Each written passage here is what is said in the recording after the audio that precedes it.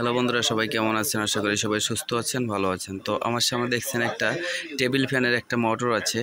তো এই মোটরগুলো আপনাদের প্রত্যেকের ফ্যানে একটা করে আছে। তো অনেক সময় দেখা গেল কি টেকনিশিয়ানের কাছে নেওয়ার সময় থাকে না।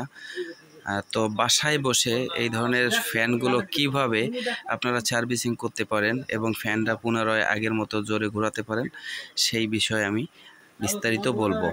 তো ভিডিওটা স্কিপ করবেন না, আর ভিডিওটা ভালো লাগলে চ্যানেলটা সাবস্ক্রাইব করতে ভুলবেন না। এখনই সাবস্ক্রাইব করুন বন্ধুরা এবং একটা লাইক করুন।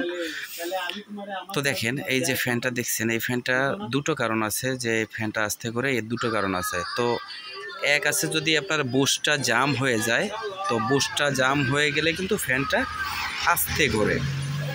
তো আরেকটা কারণ আছে, সে কারণটা হলো এখানে দেখছেন একটা ক্যাপাসিটার আছে।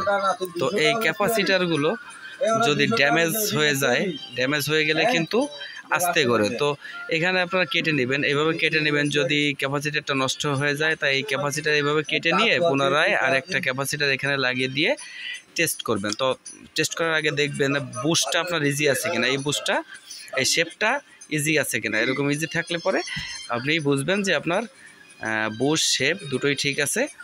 তো তারপরে আপনারা ক্যাপাসিটারটা চেক দিবেন।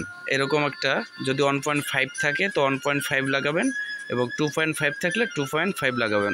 অধিকাংশ খাঁচা ফ্যানে 1.5 থাকে এবং এই ধরনের টেবিল ফ্যানে 1.5 থাকে।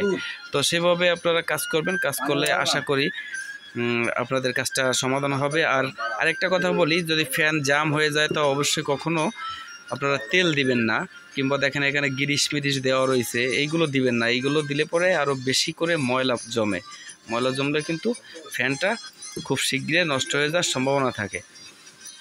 তো বন্ধুরা, এটুকুই ছিল ভিডিও। সবাই ভালো থাকবেন, সুস্থ থাকবেন। আর যদি ভিডিওটা ভালো লাগে চ্যানেলটা সাবস্ক্রাইব করতে ভুলবেন না।